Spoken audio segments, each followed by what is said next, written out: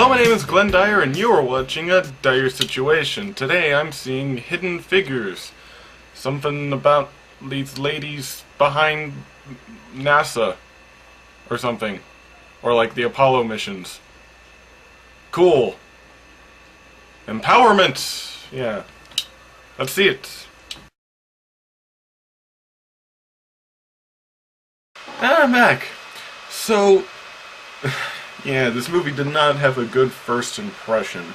I went into there, like I sat down, I don't watch the trailers, so like the final commercial was playing. And then the movie starts opening up, and the sappy drama music plays, like the do-do-do-do-do-do-do-do-do, like really stark, uninspired soundtrack, and I'm like, oh god, here we go. I have 2 hours of people whining and nothing being accomplished. And that left a bad first impression. It took it a while to wear off for me, but I have to say, once I started getting into it, it was fun. The movie's not what I would call smart or complicated, but it manages to play with your emotions to a certain extent. And when it does that, it's doing it well. There's a lot of heartfelt moments and a lot of great things to connect to. I have to give special props to the main actress. I'm sorry, I don't know her name, but she's the one the movie's all based around, who really, in scenes that don't even have that much good dialogue, she still really delivers. The one I was thinking of mostly, there's this moment where she blows up because of her conditions and stuff. She's prejudiced in the workplace and all that, and she blows up about it, It's extremely hokey scene, and I think if it were handled by anybody else, it would have turned out terribly. But as it was actually pretty powerful. And I think that can be mostly attributed to her. But yeah, this movie is not one for subtlety. Things I can think of. If I didn't explain it very well beforehand, this is about the women who worked at NASA, specifically the African American women. So it's And of course, like, there were horrible things. Like, they're relegated to this one wing and stuff, and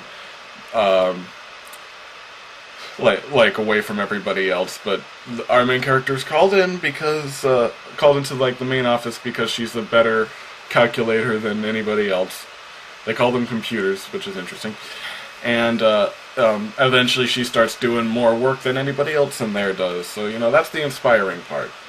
But here's where it's not one for subtlety. I don't know if this actually happened, but even if it did, I doubt it was as dramatic. After she blows up with her big speech, because every day it takes her like 40 minutes to go to the bathroom, because there's no like colored person's bathroom, like it's that kind of thing.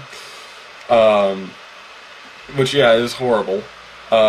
In order to demonstrate that they are done with that now, they have a scene where the NASA leader takes a sledgehammer to the colored restroom sign and says like there are no more colored restrooms.